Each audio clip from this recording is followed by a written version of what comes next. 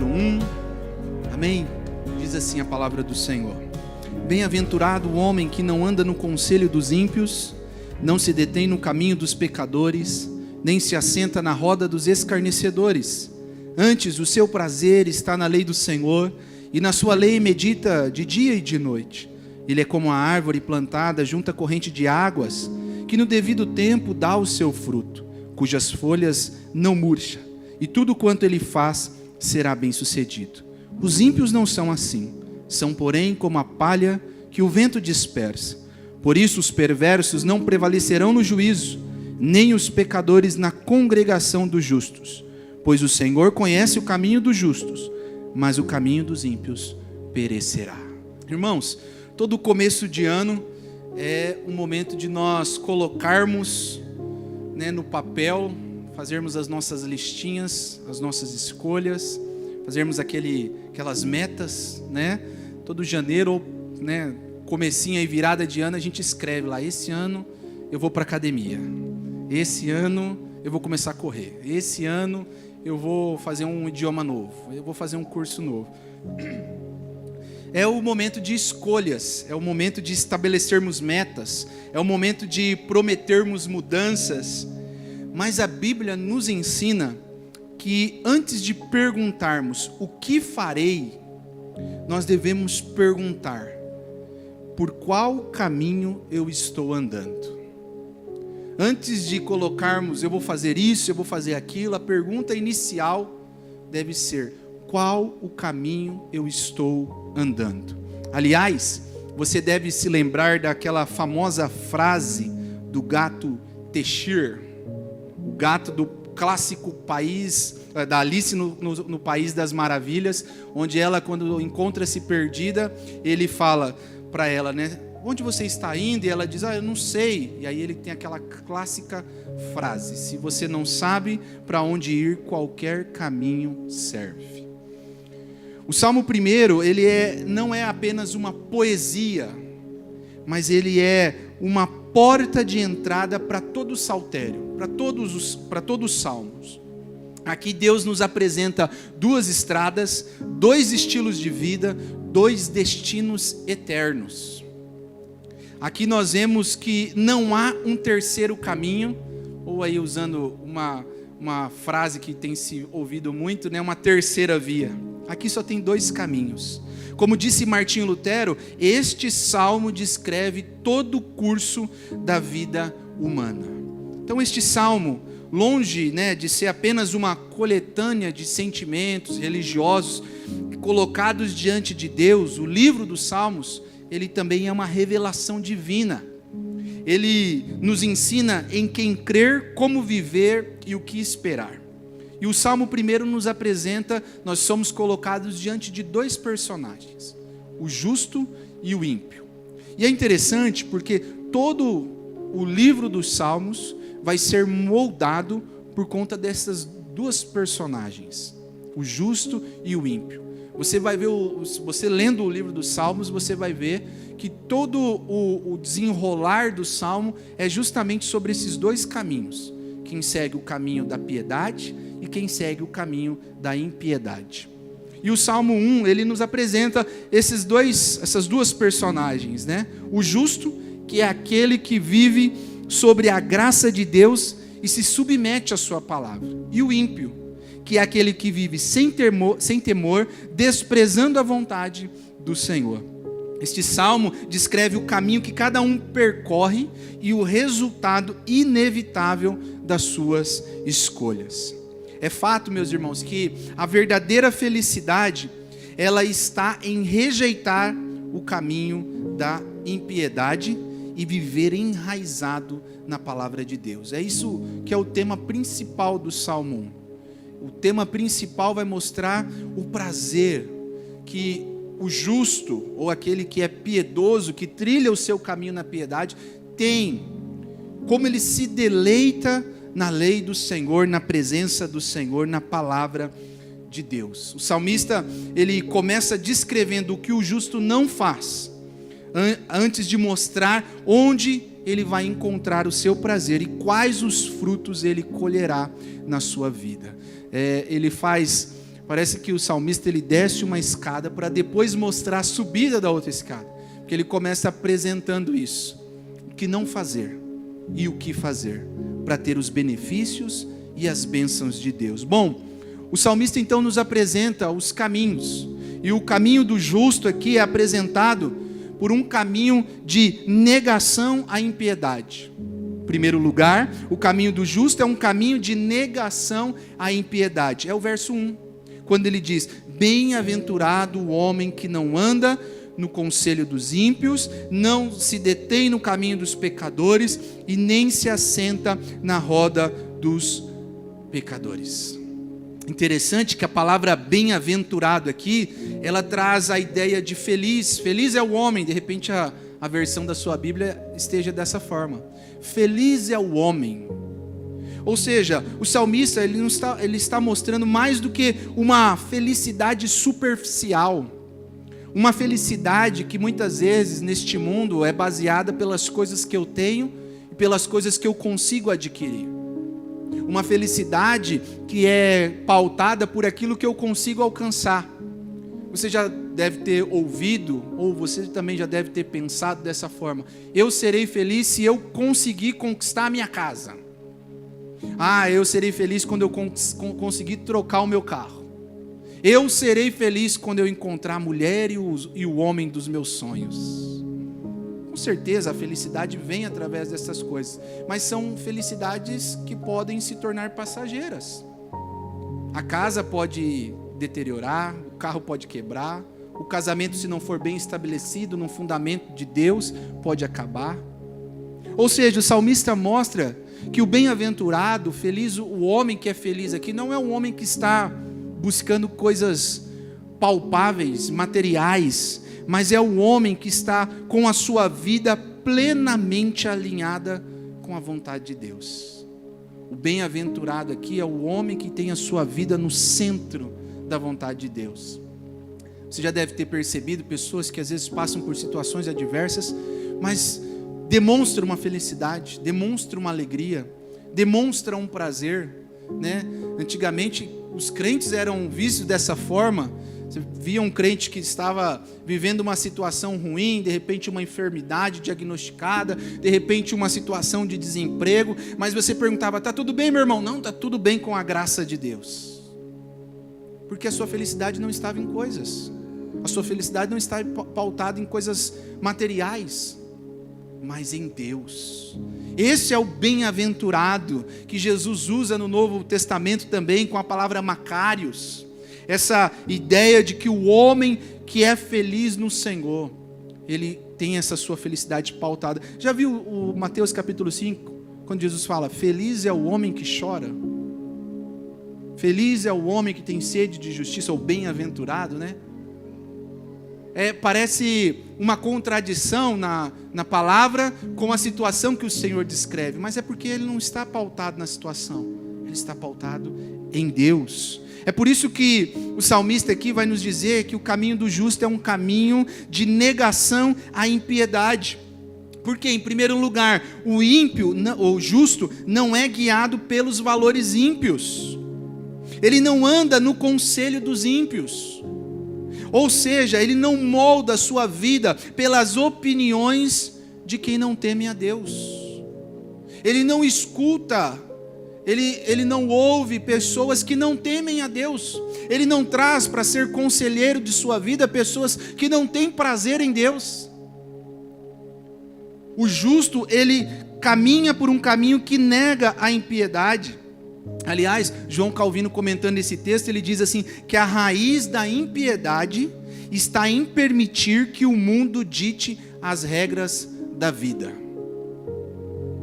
Quando nós somos pautados pelo que as pessoas falam, quando a nossa vida é direcionada pela opinião de pessoas que não temem a Deus, nós seguimos um caminho de impiedade. Nós seguimos um caminho que nos leva à destruição. Lembra-se da história de Eva? Eva ouviu a serpente. Eva foi aconselhada pela serpente. Eva ouviu a serpente e passou a duvidar da palavra de Deus. A serpente lá fez um jogo de palavras com Eva. é verdade que o Senhor disse para vocês não comerem de nenhum fruto do jardim? Não foi bem isso que Deus disse. Deus disse, vocês podem comer de todos os frutos do jardim, mas daquela árvore vocês não comerão. Mas aí ela começa a ouvir. E a serpente diz, não, o Senhor não quer isso, porque o dia que vocês comerem, vocês serão como Deus. Ela dá ouvidos à serpente. E o que acontece? Nós conhecemos. Absalão, meus irmãos, quando assumiu o trono, segundo Samuel capítulo 15, os conselheiros do seu pai, que eram conselheiros do seu pai, chegaram para ele e disse, Absalão, seu pai estava sendo muito cruel com os impostos, estava pesando a mão sobre o povo.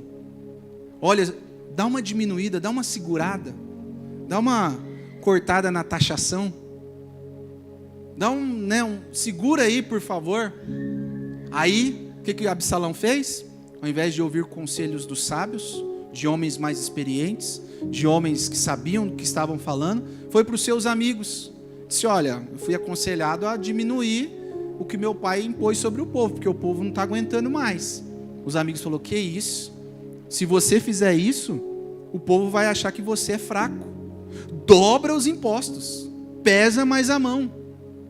E aí o que ele fez? Ouviu conselhos de pessoas ímpias.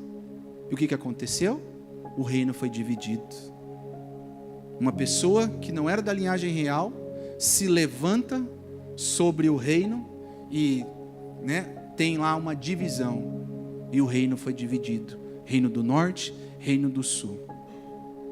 Porque ouviu conselhos de pessoas ímpias.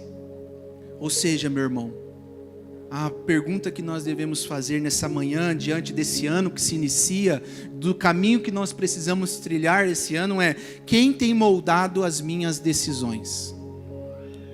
Quem tem moldado as suas decisões? Redes sociais, cultura, ideologias ou a palavra de Deus? Quem tem moldado? Esse é um ano desafiador. Mais para frente nós com certeza falaremos um pouco mais, mas tome cuidado para que as redes sociais não tomem o lugar da palavra de Deus, para que o medo que este mundo estabeleça sobre as situações que nós viveremos não tome o lugar da soberania de Deus sobre todas as coisas. Não duvide de Deus. Muitos têm ouvido conselhos e seguido valores dos ímpios. Aliás, muitos ouvem conselhos do próprio diabo através da boca de ímpios. Às vezes é o próprio diabo que está te aconselhando e você não está discernindo a voz. Quem tem sido seu conselheiro? Quem tem aconselhado a sua vida? Onde você tem buscado conselhos para trazer diretrizes à sua vida? 2 Timóteo capítulo 3 vai dizer que toda a escritura é inspirada por Deus e útil para o ensino. Ou seja, é na palavra de Deus que nós encontramos o conselho para trilhar o caminho da piedade. Mas ainda dentro deste ponto do caminho da negação da impiedade, nós vemos que o justo não imita a prática dos pecadores. Essa é a ideia de quando ele fala, não se detém no caminho dos pecadores. Deter aqui não é só ficar parado. Quando você fica parado diante de uma situação, aquela situação me deteve. Não, a palavra aqui deter, no original, traz a ideia de imitar. Há uma progressão aqui perigosa no caminho da impiedade. Primeiro você anda, ou seja, ouve os conselhos, para andar. Depois você para e depois você senta. Você imita aquilo que o impiedoso, a pessoa que não é justa, está fazendo. Mas o justo que trilha o seu caminho na piedade, ele interrompe esse processo. A palavra aqui é imitar aquilo que os pecadores têm feito, participar daquilo que os pecadores têm feito. Como tem sido a nossa atitude diante das situações? 2 Timóteo, Paulo vai dizer no capítulo 4 que Demas amou o presente século e abandonou o ministério. Ele imitou o que os impiedosos estavam fazendo. Dr. Martin Lloyd Jones, ele tem um livro chamado Depressão Espiritual. E lá ele alerta o seguinte: o maior perigo do cristão não é negar a fé, mas é diluí-la pouco a pouco. Quem nega a fé é um ateu, é quem não crê. Mas quando o cristão ele vai diluindo pouco a pouco, aí está o perigo, meu irmão. Quando você começa a negar passo a passo, pouco a pouco, aquilo que Deus é, aquilo que Deus faz, aí está o perigo de abandonarmos de fato, como aconteceu com Demas. Foi olhando o presente século, foi admirando o presente século, foi flertando com o presente século, até que abandonou o ministério. Quantas pessoas têm flertado, têm olhado, têm imitado as práticas do mundo, e quando vê, a sua fé já está diluída. Aquilo que crê já não é mais a base da sua crença, mas as coisas do mundo é. Quem você tem imitado, meu irmão? Os seus hábitos refletem Cristo ou o espírito do mundo? Romanos capítulo 8, versículo 29 diz que nós somos predestinados para ser conforme a imagem de Cristo Jesus. Quem que você tem imitado? Nós estamos diante de uma sociedade que tem sido moldada pelas redes. Suas vidas, suas práticas têm sido moldadas pelas inteligências artificiais surgindo cada vez mais, né? E eu não estou demonizando essas coisas, essas ferramentas podem ser utilizadas para abençoar muitas nossas vidas no nosso dia a dia, mas temos que tomar cuidado se essas coisas não tomam a prioridade que a palavra de Deus tem nas nossas vidas. Se nós estamos olhando mais para o espírito do mundo ou mais para Cristo. Mas ainda, o caminho do justo é um caminho que nega a impiedade, porque o justo não se associa com zombadores. Ou seja, o salmista diz assim, que ele não se assenta na roda dos escarnecedores. Aqui, meu irmão, aqui é importante nós entendermos que o escarnecedor não é apenas aquele que zomba.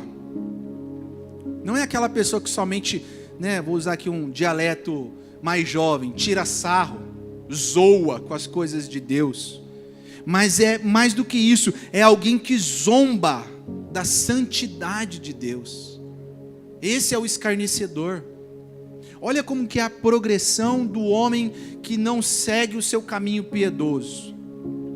Ele ouve conselhos, ele se detém no caminho, ele imita os pecadores até o ponto dele se sentar. Ou seja, pensando em outras palavras, o coração aos poucos é cauterizado. O coração aos poucos é fechado. A gente vai aos poucos, quem segue o caminho impiedoso, quem não olha o seu caminho, quem não presta atenção onde está indo, em quem tem ouvido conselhos, em quem tem imitado, quem tem ditado as regras da sua vida, ele vai aos poucos, até que o coração se fecha, ao ponto de estar na roda de pessoas que zombam da santidade de Deus, pessoas que duvidam da soberania de Deus, pessoas que não têm temor da presença de Deus, pessoas que, como aqueles 2 sacerdotes, trouxeram fogo estranho diante de Deus, achando que era fogo igual aos outros, que o fogo da presença de Deus era igual aos demais. Então vamos levar esse fogo aqui. O que aconteceu? Foram mortos, porque ofenderam a santidade de Deus. É isso que zombadores fazem. Zombadores escarnecem da santidade de Deus. Pessoas que não têm temor em Deus escarnecem da santidade de Deus. E a pergunta é, meu irmão, onde você se assenta? Qual as companhias que você tem estado? Com quem você tem se identificado? Quais as pessoas que você tem trazido para o seu lado, para a sua presença, para a sua mesa, para a sua casa, para estar entre os seus? Pessoas que temem a Deus, pessoas que zombam de Deus, pessoas que têm temor pela santidade de Deus, ou pessoas que zombam da santidade de Deus? Olha só, o justo não se associa aos zombadores. Escarnecedores não têm temor de Deus, eles zombam de Deus. Qual o caminho nós temos trilhado? Antes de projetarmos as metas para este ano, antes de fazermos as nossas listas de tarefas e atividades e objetivos para conquistarmos, nós devemos primeiro rever qual o caminho eu estou trilhando, qual o caminho eu estou seguindo. É o caminho da piedade? É o caminho da justiça? É o caminho da presença de Deus? Ou eu tenho desapercebido e tenho estado do lado de pessoas que estão me levando cada vez mais para fora da presença de Deus? O salmista vai nos mostrar que o trilhar o caminho da piedade, aqui o justo, ele vai levar o seu caminho, ou seja, o caminho do justo, em segundo lugar, é um caminho de prazer na palavra de Deus. Ele vai mostrar que trilhar o caminho da piedade é ter a palavra de Deus como centro do coração, das nossas decisões. Ele diz: antes o seu prazer está na lei do Senhor, verso 2, e na sua lei medita de dia e de noite.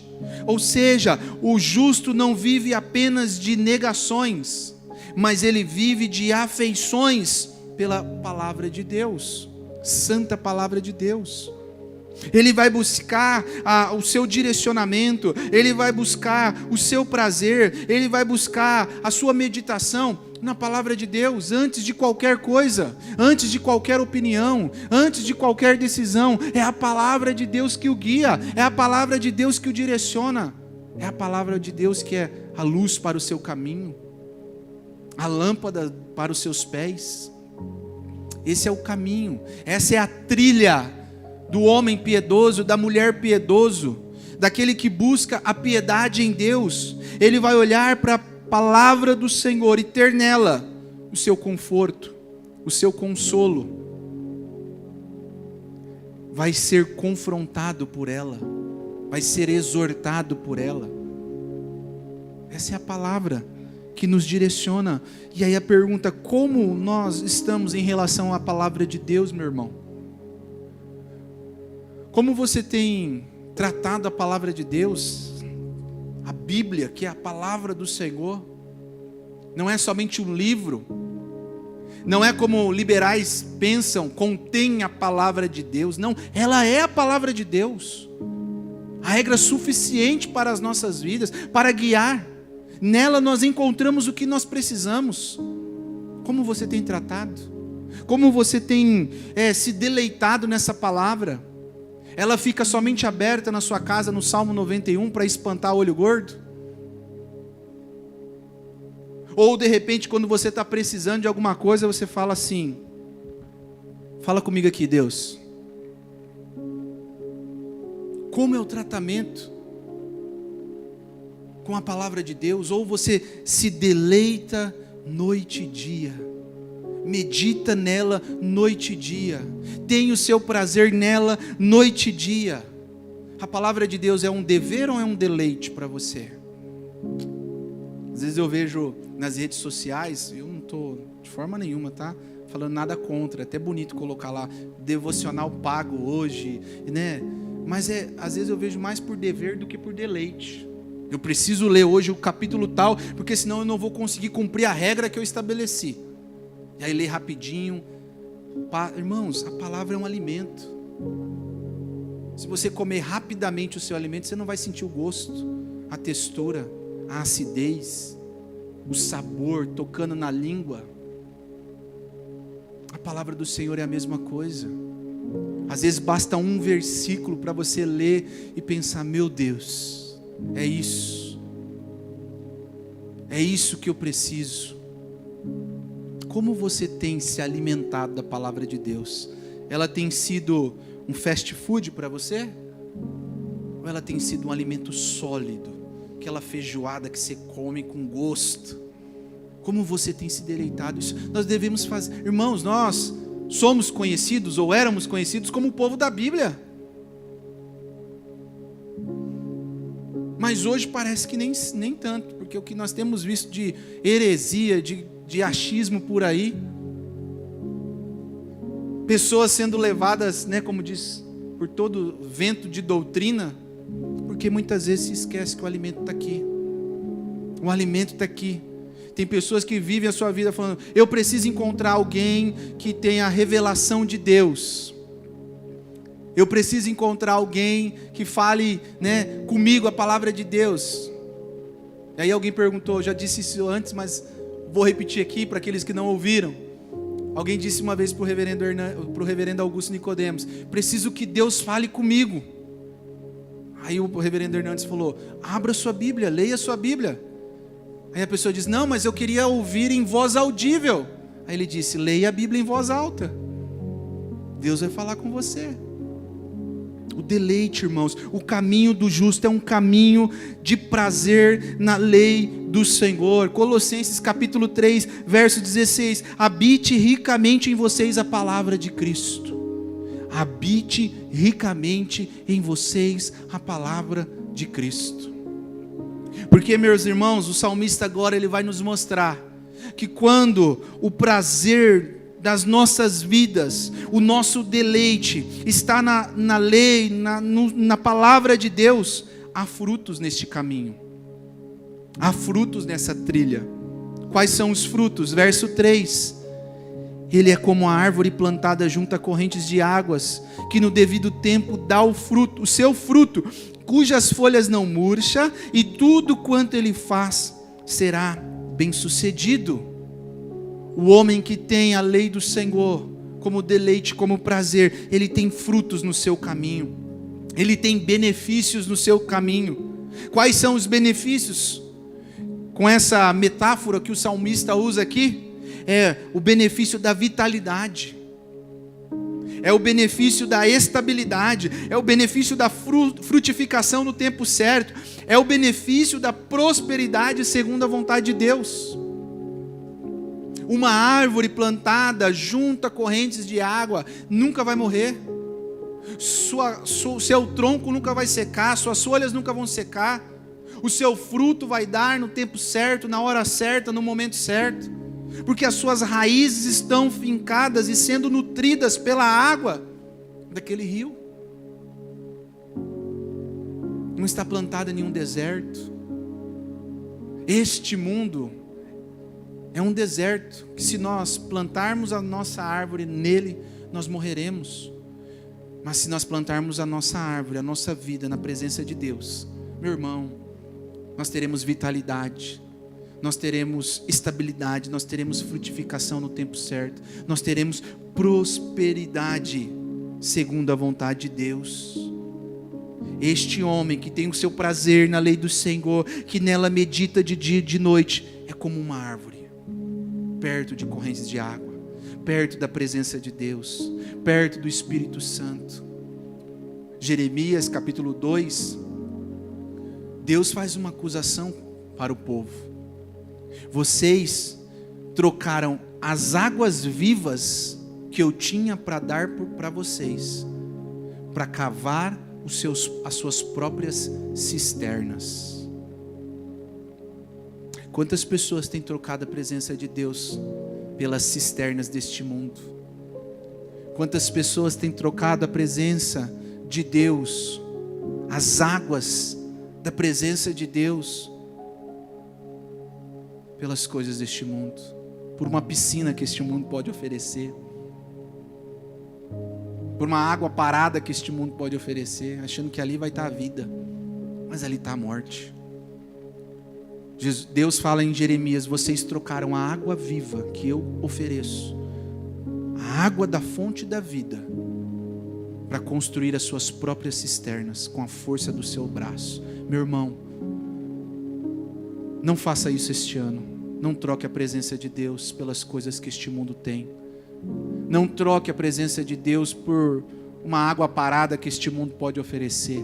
Mas aproveite dos riachos da presença de Deus, das correntes de fonte de água viva que Deus tem para nos dar.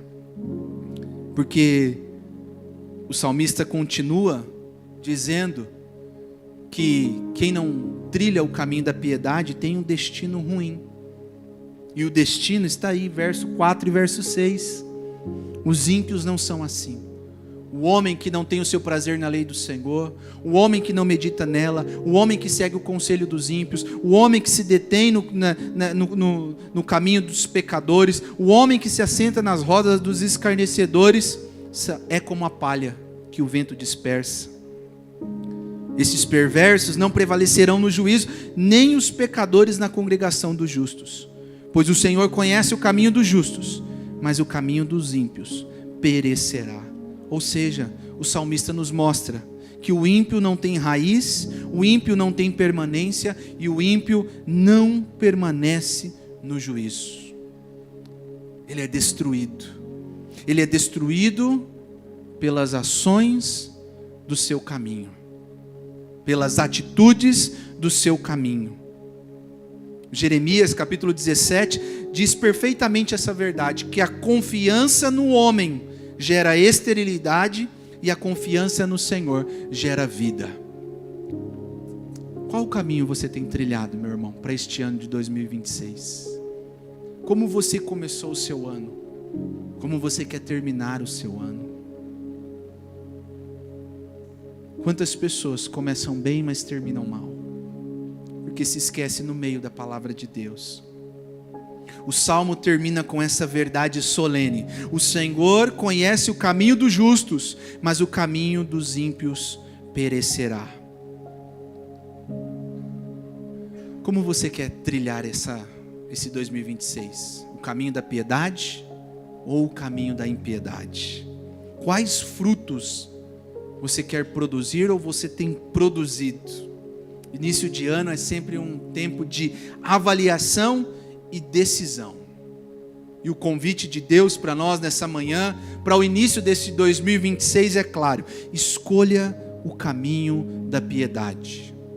Delicie-se na palavra de Deus. Imite a Cristo. Viva na comunhão do Espírito Santo. Aliás, os versos de 1 a 3 nos traz o exemplo de perfeição que é Jesus Cristo.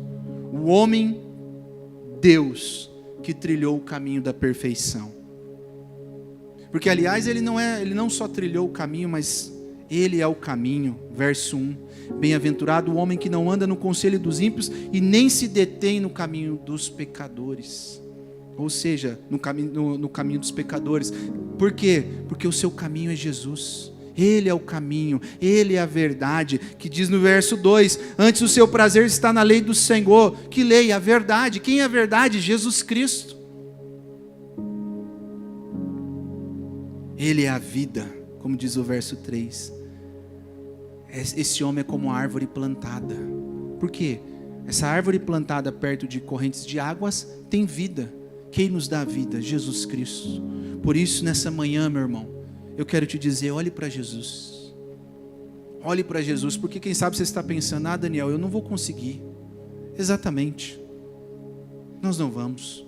Com a força do nosso braço, meu irmão, nós não caminhamos 2 metros. Mas se nós olharmos para Cristo, se nós entendermos que Ele é o caminho, a verdade e a vida, que Ele é quem direciona os nossos passos, que Ele é o modelo de perfeição, e que é através da justiça dEle e daquilo que Ele fez que nós conseguimos caminhar, aí nós vamos avançar, meus irmãos. Olhe para Cristo, olhe para Jesus nessa manhã. Amém? Vamos nos colocar de pé, que Deus te abençoe, que neste ano você trilhe o caminho da piedade, que você não seja somente um consumidor da fé, mas você seja um discípulo de Cristo. Tem muitas pessoas só consumindo a fé. Venho no culto de domingo, ouço e vou embora. Não faça isso, meu irmão. Isso é muito pequeno para aquilo que Deus quer nos oferecer. Você é muito pequeno para aquilo que nós podemos desfrutar. Participe, se engaje. Veja quem precisa daquilo que você pode, de alguma forma, contribuir. Tantos ministérios nós temos aqui na igreja, que precisamos de pessoas para trabalhar. Participe, se ofereça, diga onde eu posso servir, como eu posso servir, para que a gente possa, irmãos, trilhar esse caminho da piedade, para que a gente possa estar mais perto da presença de Deus, para que a gente possa estar mais perto de pessoas que, como nós, são pecadoras, mas estão cada dia procurando se parecer mais à imagem de Cristo. Este é um ano de desafios, este é um ano de crescimento, e você tem que fazer parte disso. Não seja somente um consumidor, seja um discípulo, seja um adorador, que trilha o caminho da piedade.